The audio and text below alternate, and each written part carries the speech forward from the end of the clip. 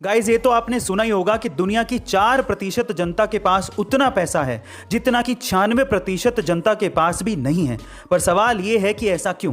चलिए आज मैं आपको बताता हूँ। ऐसा इसीलिए है क्योंकि 96% लोग काम का स्ट्रेस बहुत ज़्यादा लेते हैं, और वो तो काम भी इसीलिए करते हैं ताकि एक्सपेंसिव चीज़ों को खरीद सकें, जैसे कि एक्सपेंसिव मोबाइल, एक्सपेंसिव कपड़े, एक्सपेंसिव घड़ियाँ जिनकी कीमत समय के साथ साथ घटते रहती है। और एक्सपेंसिव चीज़ें खरीदने की लत की वजह से उनको और ज्यादा काम करना पड़ता है। जबकि 4% लोग काम का स्ट्रेस तो लेते हैं, लेकिन उस काम के बदले वो असेट इकट्ठे करते हैं जिनकी वैल्यू फ्यूचर के साथ साथ बढ़ती रहती है, और उसी असेट की वजह से उनके काम का बोझ भी कम होने लगता है। कभी कभार किसी को कोई चीज फ्री में या किस्मत से या बिना मेहनत के मिल जाती है तो वो उसकी वैल्यू नहीं करता, बाद में वो उसे गवा देता है और फिर पछताता है।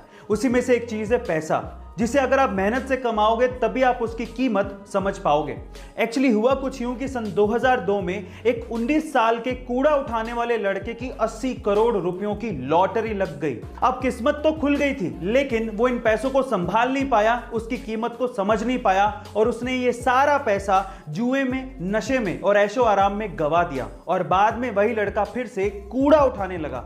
अब यहां पर सीखने लायक बात क्या है जानते हैं? यहां पर सीखने लायक बात यह है कि पैसा आना इंपॉर्टेंट नहीं है, पैसे को संभालना और उसे बढ़ाना बहुत इंपॉर्टेंट है।